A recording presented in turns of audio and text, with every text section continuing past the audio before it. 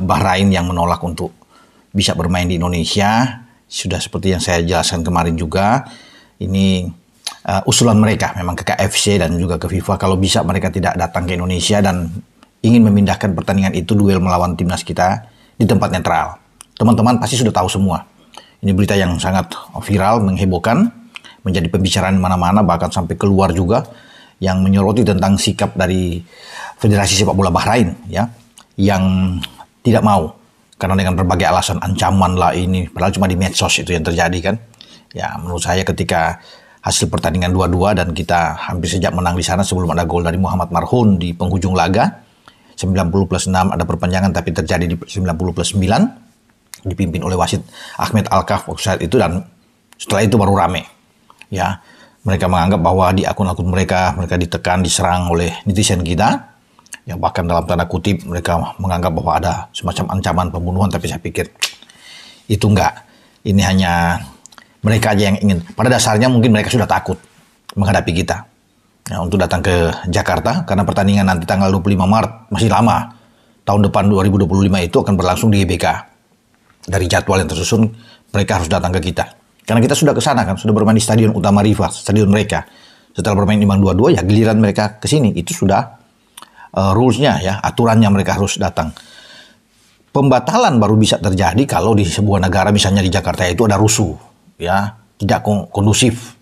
Ya, ada demonstrasi besar-besaran dan apapun itu yang memang tidak menjamin kedatangan sebuah tim. Nah, itu baru bisa dipindahkan oleh AFC dan persetujuan dari FIFA tentunya. Tapi kalau Jakarta aman, kondusif, tidak ada alasan untuk tidak bermain di GBK. Mereka harus datang. Ya, Bahrain harus datang.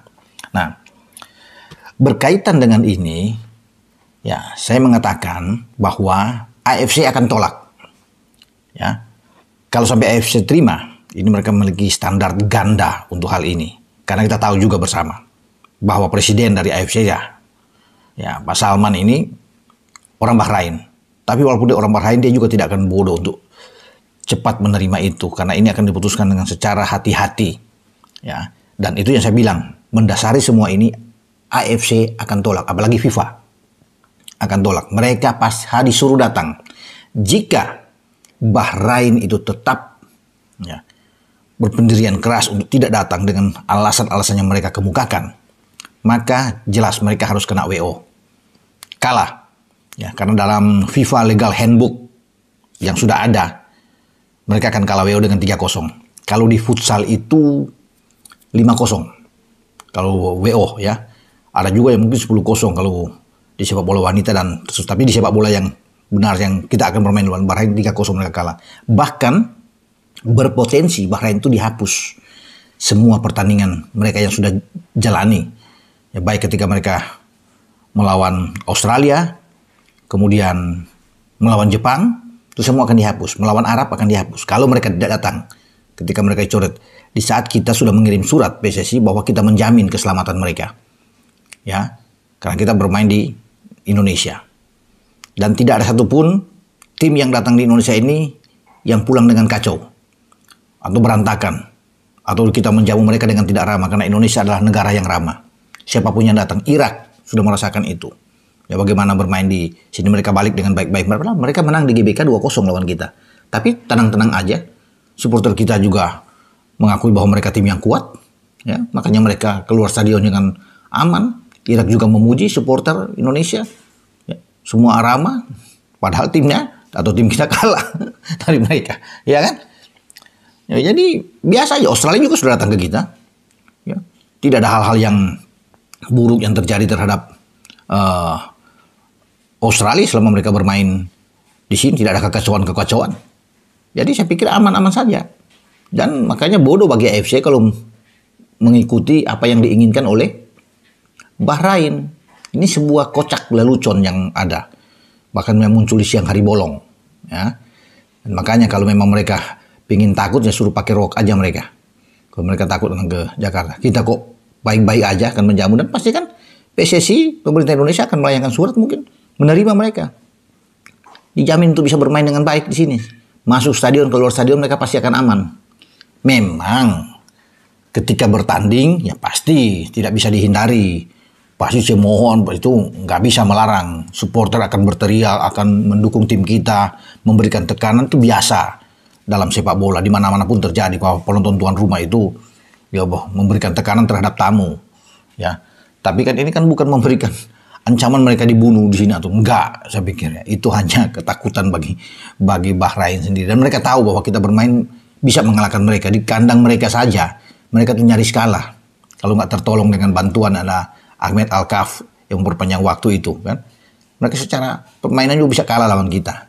Apalagi mereka sudah merasakan bagaimana kalau atmosfer itu bermain di Jakarta.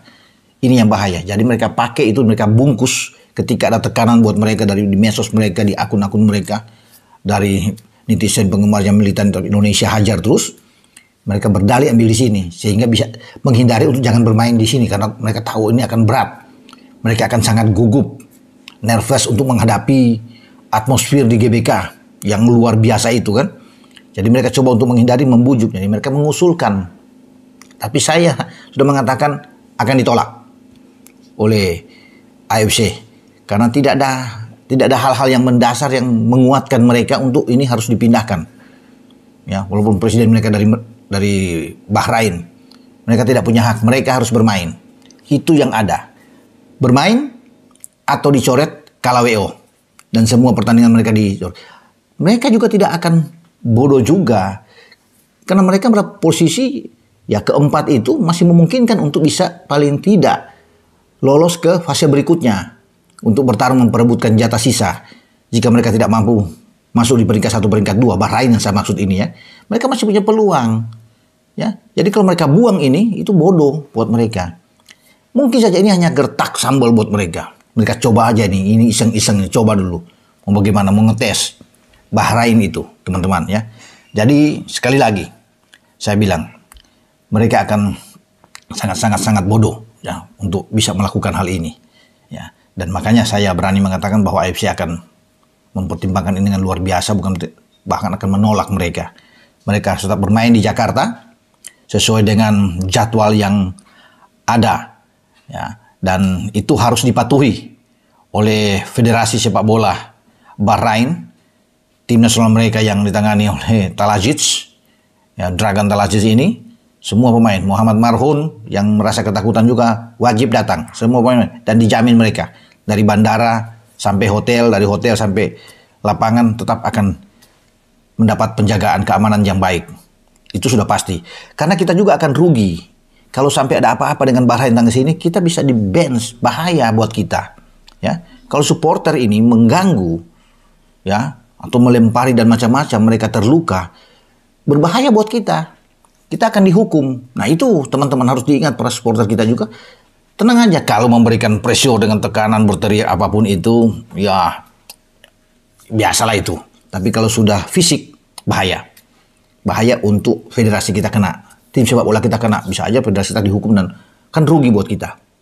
Kita sedang naik, sedang membidik untuk bisa bersaing di grup C ini agar bisa mendapatkan jatah paling tidak peringkat keempat atau peringkat ketiga agar bertanding sama seperti posisi juga Bahrain. Kita kan berselisih 2 saja, jadi sama-sama masih punya peluang untuk naik karena kita masih bisa akan menyelesaikan 6 pertandingan ke depan.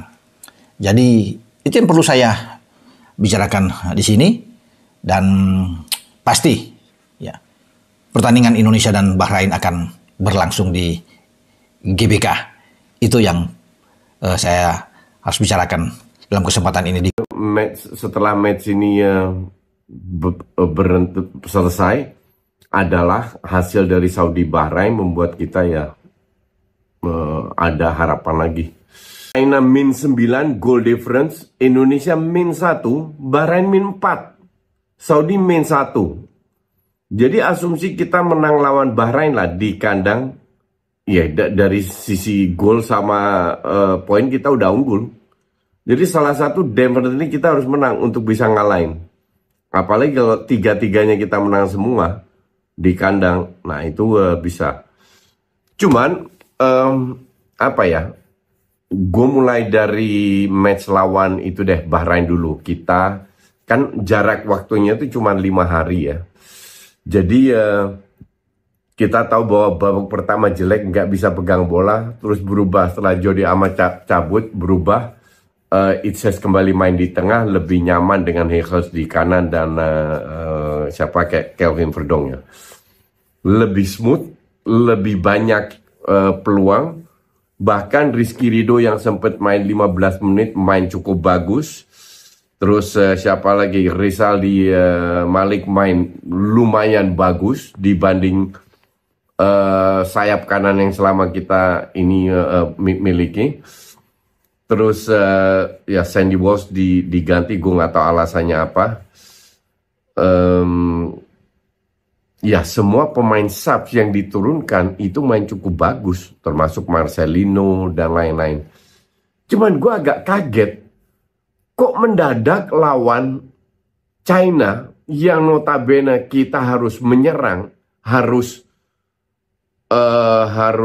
apa ya, harus mencuri poin. Kok lebih banyak pemain yang karakternya bertahan daripada menyerang yang main? Kayak Ragnar, Ivar, Kelvin, Verdong di belakang oke lah. Terus, aduh gue sampai blur, saking bingungnya gue dengan pemain-pemain yang bermain. Shane Patinama lah.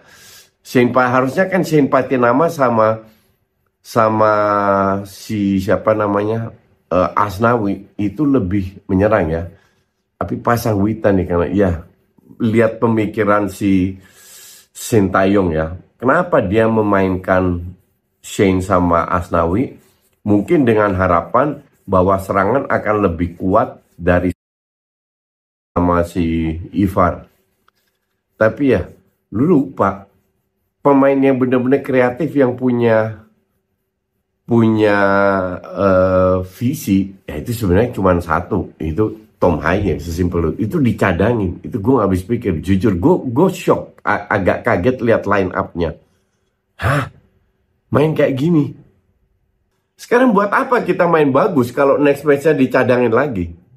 Ya kan gak paham gue.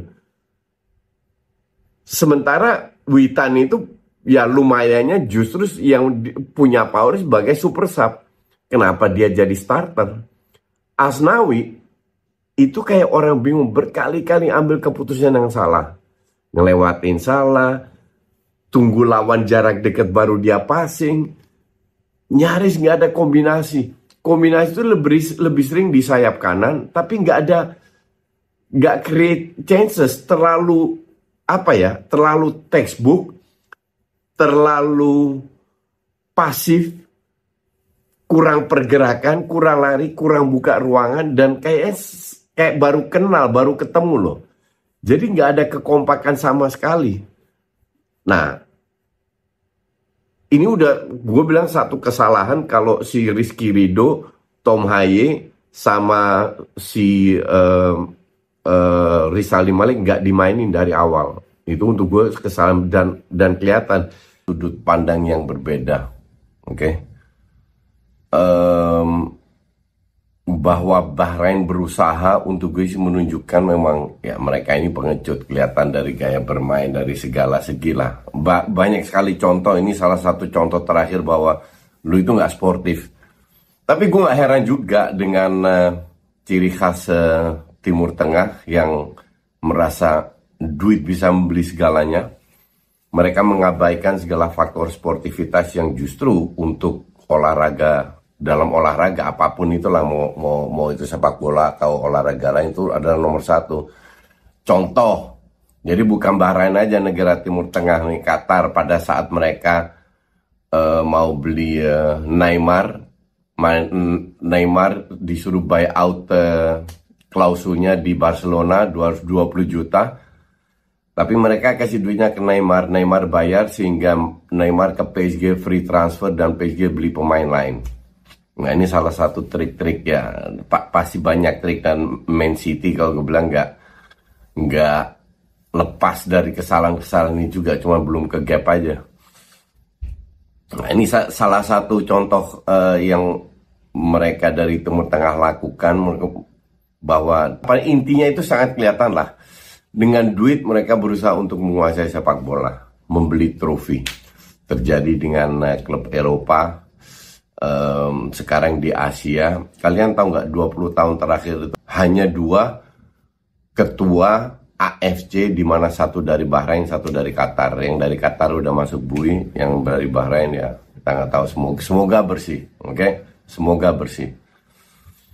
Tapi setelah gue lihat-lihat dari sisi ini, gue coba lihat beberapa highlight ya dari sisi sisi Indonesia, tapi dari sisi Bahrain juga. Kenapa mereka melakukan itu, kan udah gue bahas tadi. Bahrain ini ada faktor curangnya. Nah, salah satu senjata yang mereka gunakan untuk meyakinkan AFC adalah